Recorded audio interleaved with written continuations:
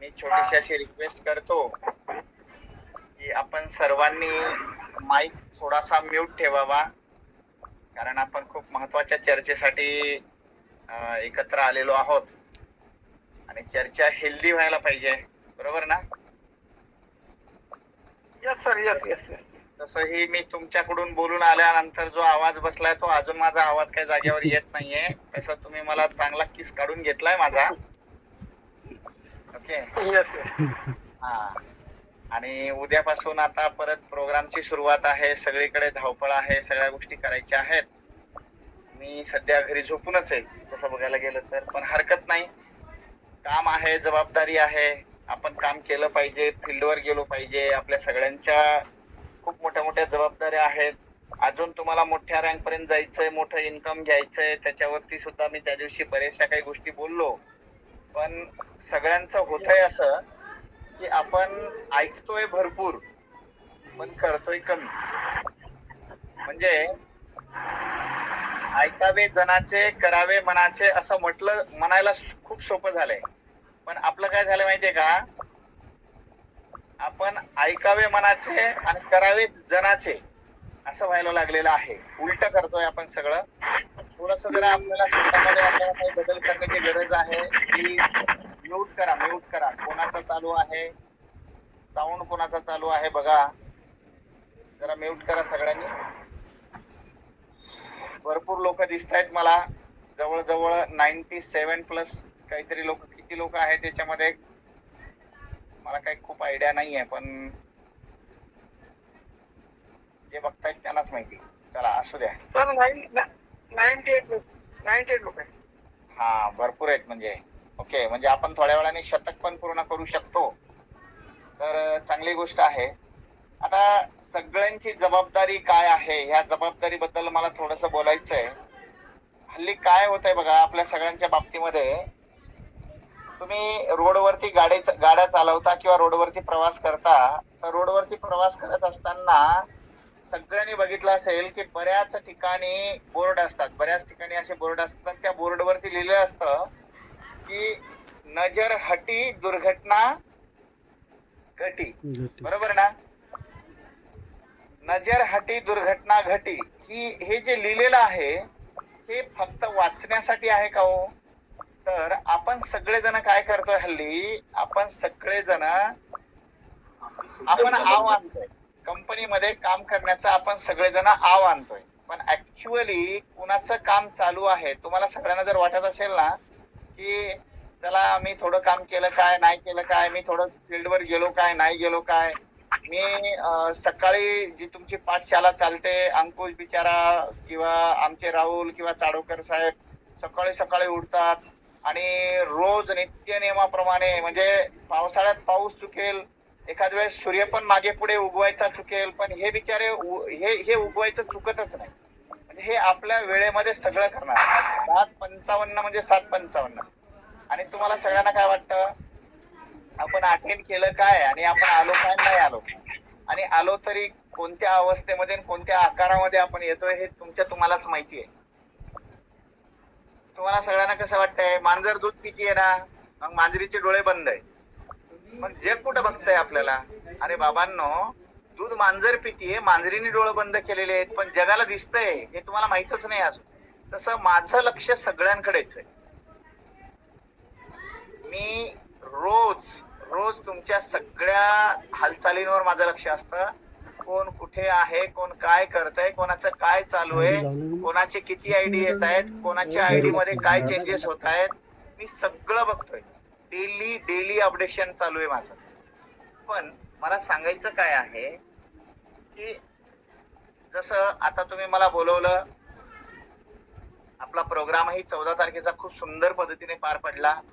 त्या प्रोग्राम बद्दल मी भरभरून सगळ्यांचं कौतुक केलं, मी स्टेटस ठेवले, मी सगळ्या गोष्टी केल्या. 13 तारखेचा प्रोग्राम जो होता यवतमाळचा, तोही खूप सुंदर झाला. म्हणजे तिथे ऑर्गनायझर लीडरची संख्या कमी होती, इकडे ऑर्गनायझर लीडरची संख्या जास्त होती. त्यामुळे इकडे 500-600 लोक होते, इकडे 100-150 लोक होते. म्हणजे जवळजवळ मी 700-800 लोकांना भेटून आलो ह्या 2 दिवसामध्ये विदर्भातून. 700-800 लोकांना जर मी भेटून आलेलो आहे हे 700-800 लोक जर माझ्या नजरेखालून गेलेत, माझ्या त्या प्रवचनातून गेलेले आहेत, पण मग मला काय सांगायचंय, मी आल्यापासून किती लोकांनी स्वतःच्या हेडवर डॉक्टर राठोडनी जे काही सांगितलं, जे काही शिकवलं, जे काही उदाहरणं दिली, ती उदाहरणं आपापल्या बीओपी घेतल्या आणि त्या बीओपी मध्ये त्यांनी तो तसा एक सुंदर प्रोग्राम घेतला. त्याच्यामध्ये त्यांनी मी दिलेले उदाहरणं तिथे दिली, त्यांच्या सक्सेस पर्यंत नेण्याचा प्रयत्न केला त्या लोकांना. असं कोणी केलं का? किंवा कोणी छोटा मोठा सेमिनार घेतलाय, कोणी प्रोडक्ट ट्रेनिंग घेतलं की डॉक्टरांनी एवढं सुंदर प्रोडक्ट ट्रेनिंग आपल्याला त्या दिवशी दिलं आणि आपण सुद्धा आपल्या लोकांना ह्या बेस पर्यंत हे प्रोडक्ट नेऊन पोहोचवलं पाहिजे, त्याची माहिती पोहोचवली पाहिजे, असं कोणी केलं का? मला फार किरकोळ ह्या हालचाली दिसत आहेत. मग ह्या किरकोळ हालचाली जर तुम्ही करणार तर तुम्हाला असं वाटतं का की नेटवर्क इंडस्ट्रीमध्ये आपण एंट्री केली, आपण कामाला सुरुवात केली म्हणजे बदा म्हणजे पैशाचा पाऊस पडतो आणि मग आपल्या घरामध्ये, आपल्या डिक्कीमध्ये, आपल्या बँकेमध्ये सगळीकडे पैशाचा असा चंगळ होतो, असं काही आहे का? अरे माझ्या मित्रांनो, जर आपण फक्त मला खूप पैसे मिळाले पाहिजे या कल्पनेनेच काम करत असाल ना, तर सॉरी, असं काही होणार नाही. मी माझ्या गुरूंना विचारलं होतं की सर मला भरपूर पैसे कमवायचे. ते म्हणले किती कमवायचे? मी म्हणलं जेवढे मिळेल तेवढे कमवायचे. बघा मी काय बोलतो ह्या मुद्द्याकडे एकदम लक्ष देऊन ऐका. मी माझ्या गुरूंना विचारलं की सर मला भरपूर पैसे कमवायचे. तर त्यांनी सांगितलं किती कमवायचे? तर मी सांगितलं जेवढे मिळतील तेवढे कमवायचे. त्याने मला सांगितलं तुझी लिस्ट आणि तुझे गोल या दोन गोष्टी माझ्याकडे दे. मला आधी कळलंच नाही लिस्ट आणि गोल याचा आणि मला कमवायचे त्या पैशाचा काय संबंध आहे. त्याने सांगितलं मला तुझी लिस्ट आणि मला तुझे गोल ह्या दोन गोष्टी पाहिजे. मी म्हणलं सर हे काय असतं? तर त्याने मला सांगितलं म्हणूनच तुला पैसे कमवता येत नाहीयेत. मग त्याने मला विचारलं खरंच सांग तुला पैसे किती कमवायचे? मी म्हणलं सर जेवढे मिळतील तेवढे कमवायचे. ते म्हणले म्हणून तुला पैसे काहीच येत नाहीत. मग त्याने मला एक उदाहरण दिलं आणि त्याने सांगितलं की बाळा तू रेल्वे स्टेशनवर गेलास किंवा विमानतळावर गेलास आणि तिथे तू त्यांना पैसे दिले आणि त्यांना सांगितलं मला एक विमानाचं तिकीट द्या. तर ते तुला विमानाचं तिकीट कुठलं देणार? म्हणलं सर मला जिथे जायचं तिथलं देणार. मग त्यांनी सांगितलं तुला कुठे जायचं? मी त्यांना सांगितलं मला मलेशियाला जायचंय. तर मग तुला सांगावं लागेल ना की तुला मलेशियाला जायचंय. तू जर त्यांना सांगितलंच नाही तुला कुठं जायचं आणि फक्त सांगितलं मला तिकीट द्या, ते कुठलं तिकीट देणार? म्हणलं सर खरंय मला जर मलेशियाला जायचं असेल तर मला सांगावं लागेल की मला मलेशियाला जायचं, मला मलेशियाचं तिकीट द्या, तरच मला मलेशियाचं तिकीट मिळणार. आपल्यामध्ये बरीचशी मंडळी अशी आहे की त्यांना नक्की किती पैसे कमवायचे, त्यांना नक्की कोणत्या अचिव्हमेंट पर्यंत जायचंय, त्यांना नक्की कोणती रँक हवी आहे, त्यांना त्यांच्या आयुष्यामध्ये त्यांचे नक्की कोणते गोल सेट करायचे हेच फोकस नाहीये त्यांचं. त्यांचा मुद्दा क्लिअरच नाहीये की त्यांना जायचंय कुठं. आणि गडबड काय होते, त्यांना जायचं कुठं हेच माहिती नसल्यामुळे ते त्यांच्या डेस्टिनेशन पर्यंत, त्यांच्या गोल पर्यंत पोहोचूच नाही शकत. आणि जर तुम्हाला तुमच्या गोल पर्यंत जायचं असेल, तुमच्या डेस्टिनेशन पर्यंत जायचं असेल तर तुमचं गोल फिक्स पाहिजे. काय पाहिजे? गोल फिक्स पाहिजे. मी अंकुशचं कौतुक केलं की अंकुश गेला हरभऱ्याच्या झाडावर नाही येत. आता तुम्ही आता डायरेक्ट आहे ना निलगिरीच्या झाडावर चढताय. मला तुमची उंची वाढवायची आहे, मला तुम्हाला खूप मोठं होताना बघायचंय. तुमच्यामध्ये मला diamond, blue diamond, royal diamond, crown diamond, Kohinoor ambassador दिसत आहेत आणि खरंच आहेत तुमच्यामध्ये.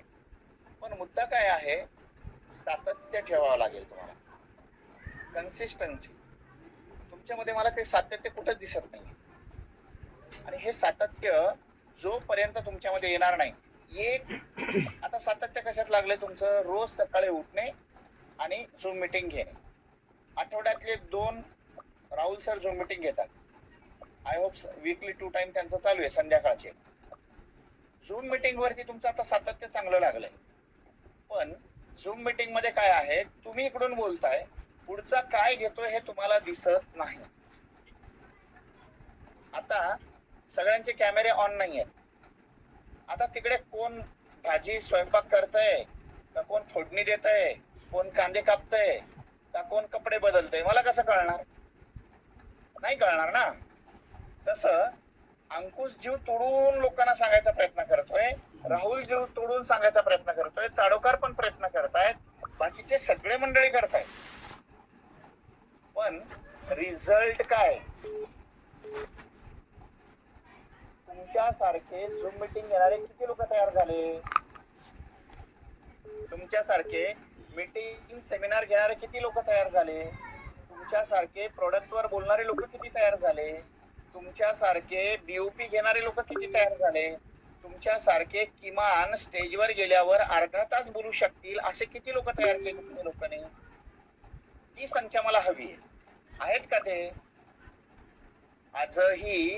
आजही बरीच मंडळी स्टेजवर गेल्यानंतर बघा, ज्या वेळेला सुरुवातीला मी बघितलेलं आहे, अंकुश जेव्हा सुरुवातीला आला होता किंवा चाडोकर सर सुरुवातीला आले होते किंवा याच्यामध्ये मांडवगडे सर घ्या, ठाकरे सर घ्या, हे जे लोक एकदम सुरुवातीला आले होते त्यावेळेला मला माहिती आहे ह्या लोकांना स्टेजवर गेल्यानंतर काय बोलायचं, कुठून सुरुवात करायचं कळत नव्हतं. पण ही लोक सातत्याने झूम मीटिंग घेत आहेत, सातत्याने मीटिंग घेत आहेत, सातत्याने बीओपी घेत आहेत. आता ही लोक काय बोलायचं ह्या लोकांना कळायला लागलंय. ही लोक आता तासन तास बोलतायत. पण का बोलू शकले? हे सातत्याने बोलत राहिल्यामुळे बोलू शकले.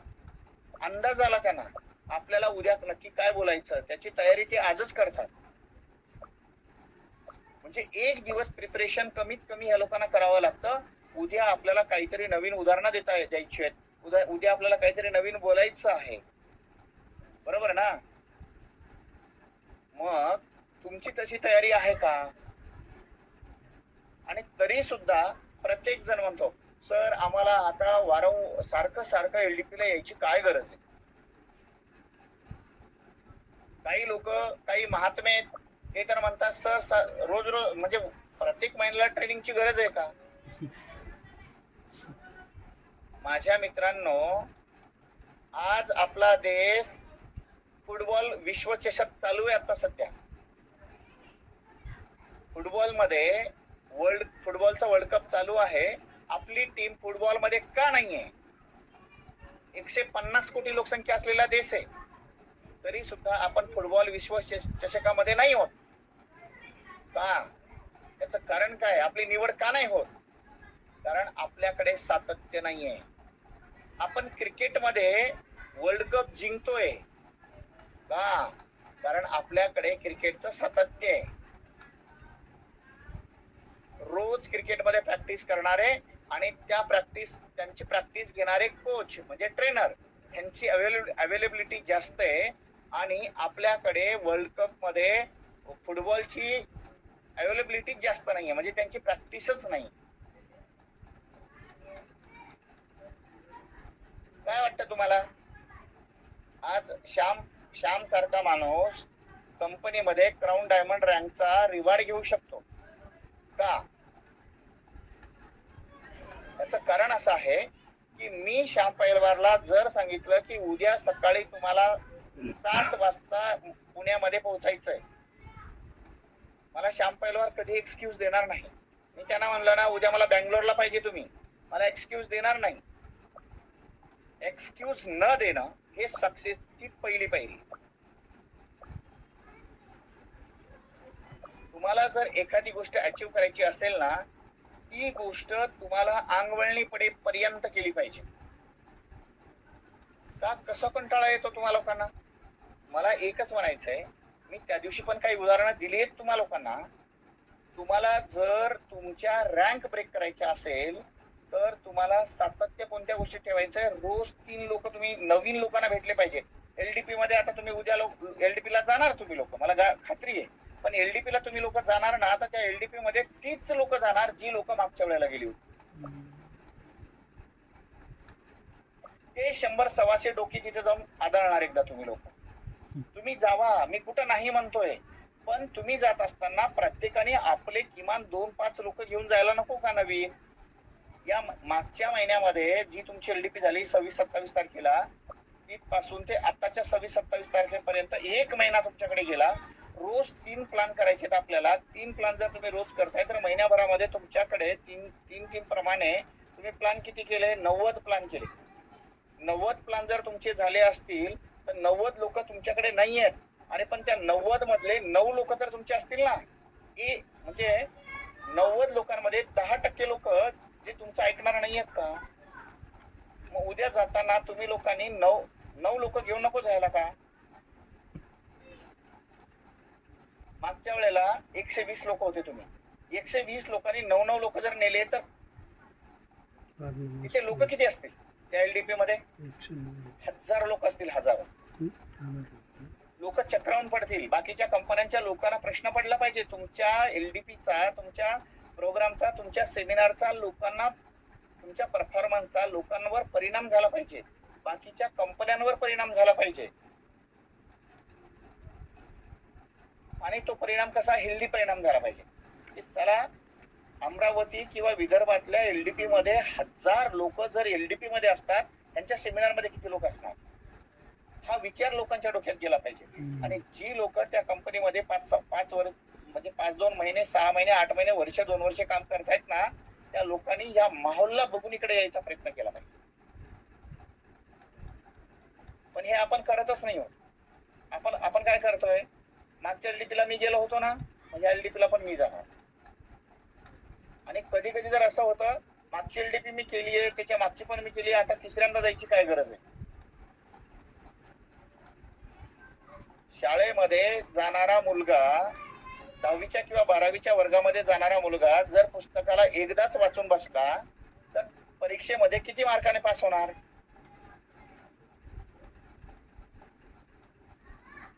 त्या व्यक्तीला 35 मार्काला पास असताना 35 मार्क घेणं सुद्धा कठीण होऊन जाते. मेरिट मध्ये येणारी मुलं पुस्तक किती वेळा वाचतात? तर ती मुलं पुस्तकाला कंटाळा येईपर्यंत, आणि त्या पुस्तकामध्ये एकही वाक्य असं राहत नाही किंवा एकही शब्द असा राहत नाही जो त्या व्यक्तीच्या ज्ञात नसतो. त्या व्यक्तीला पूर्ण पुस्तक पाठ झालेलं असतं, तोपर्यंत ते पुस्तक वाचतात. नेटवर्क इंडस्ट्री तुम्हाला पाठ झाली पाहिजे. समोरचा सक्सेस तुम्हाला पाठ झाला पाहिजे. समोरचा सक्सेसचा प्लॅन तुम्हाला पाठ झाला पाहिजे. प्रोडक्ट पाठ झाले पाहिजे, त्याचे इन्ग्रेडियंट पाठ झाले पाहिजे, आणि समोरचा सक्सेस मध्ये सक्सेस कसं मिळवायचं त्याचा रूट सुद्धा तुम्हाला पाठ झाला पाहिजे. तोपर्यंत तुम्हाला एलडीपी करण्याची गरज आहे, तोपर्यंत तुम्हाला मीटिंग सेमिनार करण्याची गरज आहे, तोपर्यंत तुम्हाला त्या सिस्टमशी जोडून राहण्याची गरज आहे. पण हे आपण करत नाही आहोत. आळस करतोय आपण, आळस. आता 92 लोक आहेत तुम्ही, 92 लोक. प्रत्येकाने मला एक शपथ द्या, उद्या एलडीपी ला जाताना मी माझे 5 लोक घेऊन जाणार. कोण 5 लोक घेऊन जाणार? टाका मला मेसेज. मला 92 मेसेज आले पाहिजे. जर 100 लोक तुम्ही आहात, 100 लोकांनी फक्त 5 लोक, नाही 5 लोक नेऊ शकत असाल तर मग तुम्ही समर्थ सक्सेस मध्ये मोठं काम करू शकत नाही. मला 5 लोक पाहिजे, प्रत्येकाचे 5 लोक. सर मी 5 लोक आणणार. Hello sir, we are ready. Hello sir. Hello hello. हा सर, तायवाडे बोलतो. कसं बोलले साहेब? हॅलो हॅलो सर, तायवाडे बोललो सर. बोला सर. हॅलो. हा तायवाडे बोललो सर, तायवाडे. बोला बोला. बोला. सर मेन काय माहित आहे का, आपल्याला सिस्टीमच नाही सर बराबर. या लोकांच्या ग्रुपमध्ये सिस्टीम नाही सर बराबर. काय होतंय? सिस्टीम नाही म्हणजे काय झालं? कसं आहे, मी आपण इथं आता कार्यक्रम झाला ना अमरावतीला, सगळ्यात जास्ती लोक माझे होते. 70 लोक होते. 70. Wow, great. हा बोला. 70. कोणीही कार्यक्रमाला माझे लोक जास्त असतात. हे काय करतात लोकांचा फॉलो बरोबर नाही सर. आपण कसं आहे, आम्ही काय म्हटलं होतं का प्रत्येक लिडरनी आपण प्रत्येक जे लिडर आहे आपण पैसे कमवून राहिलो. तर प्रत्येक लिडरनं आपले पैसे आपण स्वतः करायचं तिकीट न घेता बा. लोकांना कसं तिथं व्यवस्था नाही होत ना सर बरोबर. हॅलो ऐका सर, तो तुमच्या टीमचा आणि तुमचा वैयक्तिक प्रश्न आहे. तुम्ही तिकीट घ्यायला पाहिजे का नाही घ्यायला पाहिजे? हो ना सर, तेच म्हणून आम्ही जर समजा उद्या जर तिथं लोक नेले तर तिथं पुढे सर सोय झाली पाहिजे ना. कुठं पण कुठचे कोण आपण एवढे लोक आणतो त्यांची सोय झाली पाहिजे ना. ऍक्च्युली काय होतं, गजानन सर बोलताय ना तुम्ही? हो हो हो सर. सर मी जितक्या वेळेला अमरावतीच्या प्रोग्रामला आलो, मी जेव्हा तिथं बघितलं ना, तर त्यामध्ये 30 ते 40% लोक बाहेर जेवायला काय आहे, बाहेर नाश्ता काय ठेवलाय, बाहेर चहा काय ठेवलाय, त्यांच्याच वर लक्ष असतं. आतमध्ये प्रोग्राम काय चाललाय याच्याशी लोकांना घेणं देणं नसतं. बरोबर आहे. 4 तासाचा प्रोग्राम ठेवा, पण त्या 4 तासाच्या प्रोग्राम मध्ये लोक आणि जे लोक घरून आलेले ते लोक काय घरून उपाशी आलेले का? आणि ज्याला शिकायचं ज्याला करोडपती बनायचं, ज्याला मी आता इथून घरून निघतो तर माझी व्यवस्था कोणी जेवायची केलेली असते का? बरोबर आहे. प्रत्येकाने आपापली इंडिव्हिज्युअल व्यवस्था केली पाहिजे. घरून भाकरी बांधून आणाव्यात, रस्त्यात खाव्यात, पण ट्रेनिंग मध्ये आल्यानंतर त्यांनी ट्रेनिंगच अटेंड करावं आणि त्या ट्रेनिंगचा जास्तीत जास्त बेनिफिट कसं करून घेता येईल. अरे एक वेळेला नाही जेवला, एक दिवस उपवास केला, लोक एकादशीचा उपवास करतात, 2 दिवस उपाशी राहतात. एक दिवस उपवास केल्यामुळे कोणी मरणार नाही. नाही बरोबर आहे. मेडिकल सायन्स म्हणतं 21 दिवस माणूस विदाऊट अन्न आणि पाण्याचा राहू शकतो. आपले लोक 21 तास काय 21 मिनिटं पण उपाशी राहायला तयार नाहीये. बिलकुल बरोबर आहे. मीटिंग आणि सेमिनारचं बेनिफिट नक्की काय आहे, तुम्ही लोकांना काय सांगून घेऊन येताय, त्या लोकांच्या समोर आपण काय प्रेझेंट करतो हे जास्त महत्वाचं आहे.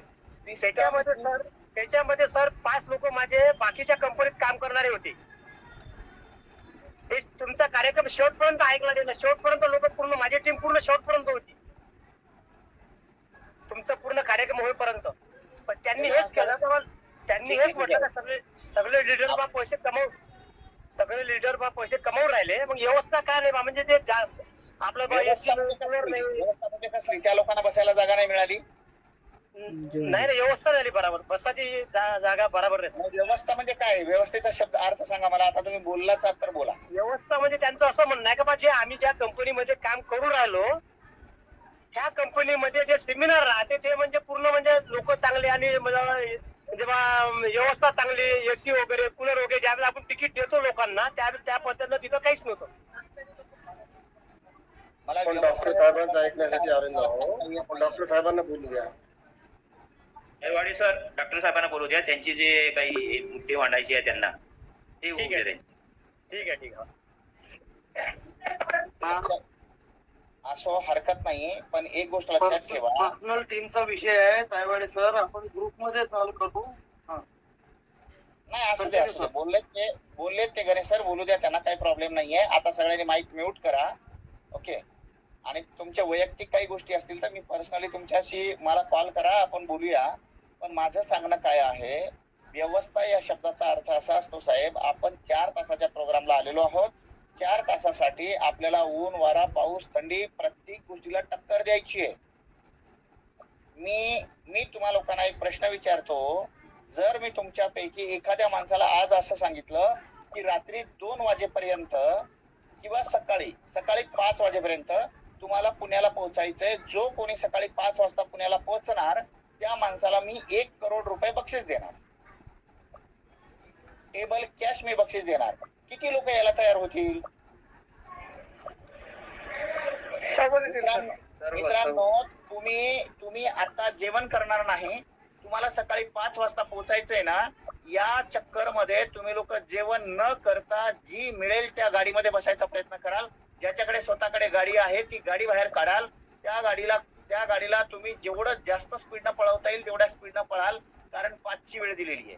जर चुकून तुमची गाडी रस्त्यामध्ये जर पंक्चर झाली तर तुम्ही मिळेल त्या गाडीमध्ये बसाल. त्या गाडीने जर तुम्हाला नाही घेतलं तर तुम्ही सायकलवर यायचा प्रयत्न कराल. त्या गाडीने जर तुम्हाला नाही घेतलं तुम्ही चालत यायचा प्रयत्न कराल, पळत यायचा प्रयत्न कराल. पण तुम्ही 1 कोटी रुपयासाठी इथेपर्यंत कोणत्याही परिस्थितीमध्ये पोहोचायचा प्रयत्न करणार. Yes or no? मग जर तुम्ही 1 कोटीसाठी वाटेल ते करायला तयार होणार, ते 100 कोटी तर जाऊ. माझ्या मित्रांनो, कंपनीने 125 कोटीचा प्लॅन तुम्हाला दिलेला आहे. 125 कोटी रुपये कंपनी तुमच्यासाठी ठेवतीये. मग हे 125 कोटी घ्यायचे असतील तर तुम्हाला एक दिवस, आपण प्रत्येक जण आपल्या घरामध्ये एसी मध्ये बसत नाही, आपण आपल्या घरामध्ये प्रत्येक जण गुलाबजामुन खात नाही, आपण आपल्या घरामध्ये प्रत्येक जण हे बघा. मोठ्या मोठ्या पंचतारांकित हॉटेल सारख्या गाद्यांवर झोपत नाही. आपण वाटेल त्या परिस्थितीमध्ये स्वतःला ऍडजस्ट करतो. तुमच्या माहितीस्तव त्या दिवशी मी त्या अमरावतीला आलो. राहुल सर घरून नाश्त्याचा जेवणाचा डबा घेऊन आले. मी तिथे त्यांच्या बरोबर जेवलो. मी दाढी करायला गेलो. आजपर्यंत मी एवढ्या छोट्याशा दुकानात कधीही दाढी सेविंग केलेलं नाहीये. अमरावतीच्या रेल्वे स्टँडच्या समोर एक जवळजवळ 58 ते 60 वर्षाचा म्हातारा होता. त्या म्हाताऱ्याच्या डोळ्याचे चष्मा होता ना, ती चष्म्याची जी काच होती ना, ती जवळजवळ माझ्या अंदाजाप्रमाणे माझ्या अंगठ्या इतकी जाड होती. म्हणजे चष्मा काढल्यानंतर त्यालाच कळत नव्हतं की आपण वस्त्र कुठं ठेवलाय. गच्चू. त्या माणसाकडून मी सेव्हिंग करून घेतलं. मी सबब नाही दिली ना. मी कधी कधी 500 रुपये एका दाढीचे पण देतो. पण त्या दिवशी त्या माणसाने मला फक्त 50 रुपयामध्ये दाढी करून दिली, जी आमच्या पुण्यामध्ये 150 रुपयाला करून दिली जाते. मग मी सबब नाही दिली साहेब. आपल्याला जिंकायचंय, आपल्याला कारणं द्यायची नाहीयेत. आपल्याला खूप मोठं व्हायचंय. मग हे मोठं होत असताना आपल्याला ऊन, वारा, पाऊस, थंडी प्रत्येक गोष्टीला टक्कर द्यावी लागणार आहे. प्रत्येक गोष्टीला आपल्याला ऍडजस्ट करावं लागणार आहे. बाबांनो, विश्वचषकामध्ये आज भारत रत्न झालेल्या सचिन तेंडुलकरच्या घरामध्ये आता ह्या मिनिटाला 35 नोकर आहे. तो माणूस 15 ते 17 लाख रुपये लाईट बिल भरतो घराचं. एवढ्या सुख आणि सुविधा आहेत त्या माणसाच्या घरामध्ये. त्या माणसाकडे जेवढ्या गाड्या आहेत ना, तेवढ्या गाड्या आपल्या टोटल अमरावतीमध्ये नाही आहेत. इतक्या गाड्या एका माणसाकडे आहेत. तरी सुद्धा हा माणूस 40-45 टेम्परेचर मध्ये ग्राउंड वरती खेळला. घामाच्या धारा लागत होत्या.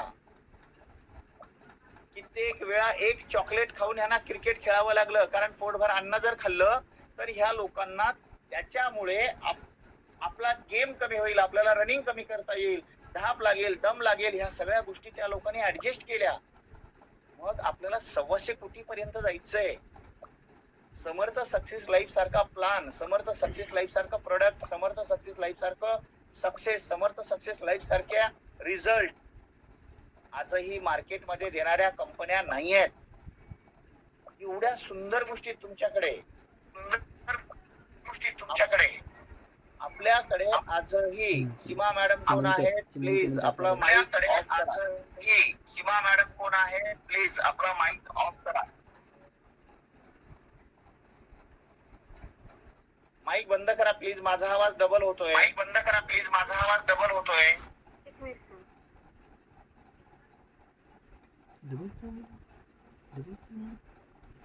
आजर तालुक्याला तो डबल दाखल. महत्वाचं काय आहे, दोघांचे माईक चालू असते. आपल्याला एनी हाऊ एनी कंडिशन आपल्या सक्सेस पर्यंत जायचंय.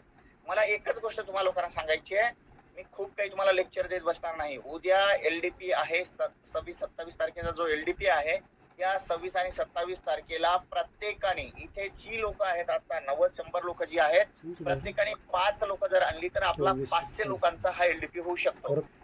यामध्ये तुमच्याकडून पैसे गोळा करणं किंवा ह्या हेतूने हा प्रोग्राम नाहीये. या प्रोग्रामचा एकमेव हेतू हा आहे, तुम्ही मार्केटमध्ये जाताना तुमची जाण्याची, त्या लोकांना सेक हँड करण्याची पद्धत कशी असली पाहिजे, तुमचा ड्रेस कोड कसा असला पाहिजे, तुमचं त्या लोकांसोबत बोलताना वाक्यरचना कशी असली पाहिजे, त्या लोकांसोबत ज्या वेळेला तुम्ही प्लॅनला बसता तुम्ही सुरुवात कुठून केली पाहिजे, एंड कुठं केला पाहिजे, तुम्ही प्रोडक्ट बद्दल माहिती देत असताना नक्की कोणते शब्द तुम्हाला वापरायचे. सुरेश सरांना विचारा, एक अशा माणसाला मला सुरेश सरांनी भेटवलं ज्या माणसाचा रुतबा मार्केटमध्ये 1968 सालापासून आहे. 1968 सालापासून घरकुल नावाचं मसाले, घरकुल मसाले ना, घरकुल मसाले ज्या माणसाने 1968 सालापासून आज कित्येक एकर मध्ये मॅन्युफॅक्चरिंग ऍसेट आहे त्या माणसाचं, त्या आम्ही तिथे ज्या वेळेला गेलो त्यावेळेला त्या माणसाचं डॉक्युमेंटरी चालू होती. मी चिडचिड नाही केली. मी जवळजवळ 20 ते 25 मिनिटं, मला इतका लांबचा प्रवास करायचा होता, पण ज्या माणसाने माझ्यावरती ट्रस्ट ठेवला, ज्या माणसाने माझ्यामध्ये काहीतरी क्वालिटी पाहिल्या की ह्या माणसामुळे आपलं आयुष्य बदलू शकतं, त्या व्यक्तीने मला तिथे प्रेझेंट केलं. मी सर 20 ते 25 मिनिटं आतमध्ये जाऊन शांत बसलो. पण मी तिथे जाऊन आतमध्ये निहाळत राहिलो की या व्यक्तीला काय काय रिवॉर्ड मिळालेले आहेत, या व्यक्तीला समाजात काय स्थान आहे, ही व्यक्ती कोण असावी, या व्यक्तीचा म्हणजे मार्केटमध्ये काय नाव आहे, कुणी कुणी या माणसाला अप्रोच केलेला आहे, ह्या सगळ्या गोष्टी मी निहाळत राहिलो आतमध्ये गेल्यावर. जेव्हा ती व्यक्ती माझ्या समोर बसली, मी त्या व्यक्तीशी फार कमी बोललो, पण जे बोललो हे सगळं सुरेश सरांनी त्यावेळेला ऐकलं. आधी मी त्यांच्याकडून सगळं ऐकून घेतलं, त्यांना सगळं बोलू दिलं, त्या व्यक्तीने सगळं काही सांगितलं आणि त्या व्यक्तीचं सगळं ऐकल्यानंतर त्या व्यक्तीची मानसिकता काय आहे, ती व्यक्ती खरंच आपल्यासोबत अप्रोच होऊ शकते का, त्या प्रोडक्टची आपल्याला खरंच गरज आहे का, या सगळ्या गोष्टींचा अभ्यास करून मग मी त्यांच्याशी बोलायला सुरुवात केली. आणि 1968 सालापासून जो माणूस मार्केट कॅप्चर केलेला माणूस आहे, ज्या माणसाचं वय आता 70 पेक्षा जास्त आहे, म्हणजे 80 पेक्षा जास्त आहे जवळजवळ, त्या व्यक्तीबरोबर समोर बसल्यानंतर म्हणजे माझं वय आणि त्यांचा अनुभव, त्याने मला सांगितलं, सर मी मार्केटमध्ये ही पूर्ण जबाबदारी घेतलेली आहे 1978 साली आणि माझा जन्म 1981 साली. विचार करा तुम्ही, माझ्या वयापेक्षा त्यांचा अनुभव मोठा होता. त्या माणसाबरोबर माझी मीटिंग झाल्यानंतर त्या व्यक्तीने मला प्रॉमिस केलं की सर मी पुण्याला येणार, ऑफिस मध्ये तुमच्या बरोबर मीटिंग करणार आणि आपण ही डील डन करणार. क्लोजिंग काय असतं, मग तुम्ही मार्केटमध्ये जाता, एखाद्या नेटवर्करला, एखाद्या प्रॉस्पेक्टला क्लोज करायला ज्या वेळेला जाता त्यावेळेला तुम्ही तुमचं जास्त बोलत राहता, तुम्ही त्यांचं दुखणं ऐकूनच घेत नाही. मी त्या दिवशी सुद्धा तुम्हाला एक गोष्ट सांगितली, LCC ही गोष्ट मी तिथे सांगितली तुम्हाला लोकांना. तुम्ही आधी म्हणजे लर्निंग फर्स्ट, तुम्ही लर्न करा, ऐका, शिका, तुम्हाला ह्याची जास्त गरज आहे. आणि हे शिकायचं असेल तर आपल्याला आपल्यापेक्षा सिनियर असलेल्या अपलाईनचं आपल्याला रिस्पेक्ट करता आलं पाहिजे, त्याचं शिकता आलं पाहिजे. आपल्यापेक्षा मोस्ट सिनियर असलेल्या ट्रेनरचं, ज्या लोकांनी, आज राज काळे सर आपल्याला अवेलेबल आहेत. मित्रांनो तुमच्या माहितीचं सांगतो, आपल्याच कंपनीमधून बाहेर पडलेले आणि स्वतःची कंपनी चालू केलेल्या लोकांनी राज काळे सरांना ऑफर दिली आहे. नीट ऐकून घ्या ही गोष्ट. आपल्याच कंपनीमधून बाहेर पडलेल्या आणि स्वतःची कंपनी चालू केलेल्या कंपनीच्या मालकापासून ते टॉप लीडर लोकांनी राज काळे सरांना कॉल केले, कारण ती लोक फक्त आपल्याला कॉपी करतायत. तर त्यांनी कॉल केले की सर आम्हाला तुमचं ट्रेनिंग हवंय. मित्रांनो राज काळे सरांनी एका शब्दामध्ये त्यांना उत्तर दिलेलं ऐकायला आवडेल का तुम्हाला? राज काळे सरांनी सांगितलं, मला तुमच्या कंपनीचं स्टेटमेंट पाहिजे, तुम्ही आतापर्यंत TDS किती भरला त्याचं मला फाईल पाहिजे, तुम्ही आतापर्यंत GST किती भरताय ह्याचं मला फाईल पाहिजे. जर तुम्ही ह्या सगळ्या गोष्टी क्लिअर असाल तर मी तुम्हाला ट्रेनिंग देऊ शकतो. माझं ट्रेनिंग कुठल्याही कंपनीला मिळणार नाही, नाकारलं सरांनी डायरेक्ट. विचार करा, जर पैशासाठीच राजकाळे सर काम करत असतील तर त्यांना कुठल्याही कंपनीत जायला काहीच अडचण नाही. आणि आपल्याच कंपनीमध्ये फक्त प्लॅटिनम रँकला काम करणारा एक अकोल्याचा तुमचा लीडर, ज्यांनी स्वतःची कंपनी चालू केली आहे मागच्या आठवड्याभरामध्ये, आणि त्या कंपनीचं प्रमोशन आणि त्या कंपनीचं प्रचार आणि प्रसार करण्यासाठी एक ट्रेनर तिथे येत आहेत, जे केवळ पैशासाठी काम करतात. आपण जो निवडलेला ट्रेनर आहे त्या ट्रेनरने XYZ कंपनीला मागच्या 1.5 वर्षामध्ये 500 कोटीच्या टर्नओव्हर पर्यंत नेलंय. त्या कंपनीमध्ये त्यांनी 50-50 लाख रुपये कमवणारी लोक घडवली आहेत. 50-50 कोटी एका वर्षामध्ये कमवणारी लोक घडवली आहेत. आणि मला तुम्हाला 10 कोटी, 20 कोटी, 30 कोटी, 50 कोटी या कोटीपर्यंत घेऊन जायचंय. मला तुमच्या रँक तिथेपर्यंत घेऊन जायचं आहे. म्हणून आपल्याला काही झालं, उद्याच्या ट्रेनिंग मध्ये पर पर्सन किमान 5 लोक घेऊन येणार आहेत. किती लोक घेऊन येणार आहेत? 5 लोक. आणि तुमचे 5 लोक आलेच पाहिजे. जर या प्रोग्राम मध्ये तुमचे पर पर्सन तुम्ही 5 चे 10 आणू शकता, 20 आणू शकता. आताच जसं सरांनी सांगितलं, गजानन सरांनी सांगितलं की माझे 70 लोक होते. तुम्ही एलडीपी मध्ये 50 लोक घेऊन येऊ शकता, तुम्ही 70 लोक घेऊन येऊ शकता. जितकी टीम मोठी तितकं सक्सेस मोठं. जितकी टीम मोठी तितकी अचिव्हमेंट फास्ट, आणि जितकी अचिव्हमेंट फास्ट तितकं मार्केट कॅप्चर करणं तुमच्यासाठी सोपं आहे. आज समर्थ सक्सेस लाईफ मध्ये 6 वर्षामध्ये मी कोहिनूर पर्यंत का पोहोचलो? मी कंपनीमध्ये करोडो रुपये का कमवू शकलो? आज माझी लाईफस्टाईल का चेंज झाली? याचं कारण एकच आहे, माझ्याकडे टीम मोठी आहे, माझ्याकडे लोक मोठी आहे, आणि माझा प्रत्येक प्रोग्रामला माझी लोक जास्त असतात. साधं एक्झाम्पल घ्या, शिर्डीला अॅनिव्हर्सरी झाली, 500 लोक विदर्भातनं श्याम सरांच्या अंडर मधली आली. एकटा श्याम सर 500 लोक गोळा करू शकतो. त्यात तुमच्या सर्वांचं कॉन्ट्रीब्युशन आहे. पण लोक मार्केटमध्ये लोकांचा बोलबाला तर हा होता ना की डॉक्टर राठोडनी विदर्भातून 500 लोक गोळा केली. उद्या तुमच्या नावाखाली हे शब्द गेले पाहिजे. गणेश सरांनी एलडीपी मध्ये 200 लोक आणली, सुरेश सरांनी एलडीपी मध्ये 100 लोक आणली, गजानन सरांचे 70 लोक होती, मनीषा मॅडमनी 30 लोक आणली, कोण सीमा मॅडम आहेत त्यांनी तिथे त्या दिवशी 25 लोक आणली, मंगेश सरांचे 100 लोक होते. का नाही असं व्हावं? का तुम्हाला डायमंड बनायचं नाहीये? तुम्हाला करोडपती बनायचं नाहीये? मेघराज सारखा लीडर, ज्या लीडरचं पर्सनॅलिटी चांगली आहे, ज्या लीडरचं आज मार्केटमध्ये अनुप सर झाले, संजय सर झाले, तुम्ही लोक यार इतके परफेक्ट आहात, तुमच्या प्रत्येकाची पर्सनॅलिटी एवढी सुंदर आहे. रामेश्वर सर आहेत, आमचे राऊत सर आहेत, किती खतरनाक लोक आहेत तुम्ही. आज तुम्ही लोकांनी कोळून प्यालेत, या सिस्टमला तुम्ही लोकांनी कोळून प्यालेले. तुमचे प्रत्येकाचे 10-10, 20-20 लोक जर उद्या प्रोग्राम मध्ये बसले आणि ते 20-20 लोक जर तुमच्या मार्केटमध्ये जर पळायला लागले, तर तुम्हाला कॅपिंगला जायला काय वेळ लागणार आहे?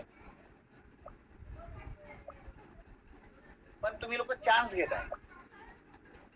प्रत्येकाचं कसं झालंय, छत्रपती शिवाजी महाराज जन्माला आले पाहिजे, पण शेजारच्या घरामध्ये चुकून जर तुमच्या घरामध्ये आले तर परत स्वराज्य स्थापन कोण करणार? याची भीती वाटते तुम्हाला. फोकस करा, ही संधी पुन्हा पुन्हा येणार नाही. 2025 आपल्या हातात असंच निसटून गेलेलं आहे. आता 2026 चे निम्मे महिने निघून गेलेले. आता आपल्या हातामध्ये फक्त 6 महिने राहिले. या 6 महिन्यामध्ये तुम्ही मित्रांनो 72 दिवसामध्ये जर माझ्यासारखा एक डॉक्टर माणूस, माझ्यासारखा नॉन नेटवर्कर माणूस जर ह्या इंडस्ट्रीमध्ये डायमंड बनू शकतो, तुमच्या हातामध्ये 6 महिने. या 6 महिन्यामध्ये मला ऐकणारा प्रत्येक माणूस आपली रँक चेंज करू शकतो. पण रँक चेंज करायची असेल तर तुम्हाला टीमच लागेल. तुम्हाला टीम मोठी करावी लागणार, तुम्हाला सिस्टम मोठी करावी लागणार, तुम्हाला आपल्या टीमचे मोठे मोठे लीडर घडवावे लागणार, मोठे मोठे लोक आणावे लागणार. जी लोक आणलेली आहेत त्या लोकांचा फॉलोअप घ्यावा लागेल, त्या लोकांना तुम्हाला सर्व्हिस द्यावी लागेल, त्या लोकांचं तुम्हाला सुख दुःख प्रत्येक गोष्टीमध्ये तुम्हाला इंटरफेअर करावं लागेल. त्या लोकांच्या आयुष्यात काय चाललंय आणि कुठे आपलं ते कमी पडतात आणि आपण त्यांना कुठे सपोर्ट करू शकतो, याच्यामध्ये तुम्हाला लोकांची सपोर्ट सिस्टम बनावी लागेल. उद्याच्या एलडीपी मध्ये मला पर हेड किमान 5 लोक पाहिजे. आणि जर तुम्ही 5 लोक आणू शकत नसाल तर माझ्या नजरेमध्ये तुमची लिडरशिप काहीच कामाची नाही. तुम्ही जास्त किती आणू शकता, पण किमान 5 लोक आणायला तयार आहात? Yes, sir. ओके. तर माझ्या आवाजामध्ये मला परत उद्यापासून कंटिन्यू सेमिनार्स आहेत. श्याम सर, पुढचा प्रोग्रामची काय तुमची ही रूपरेषा आहे, हे बंद करून दिल्लीची चालू करून रूपरेषा 40 काय आहे मिनिटात झालं. याच्याबद्दल तुम्ही मार्गदर्शन करावं आणि लोकांना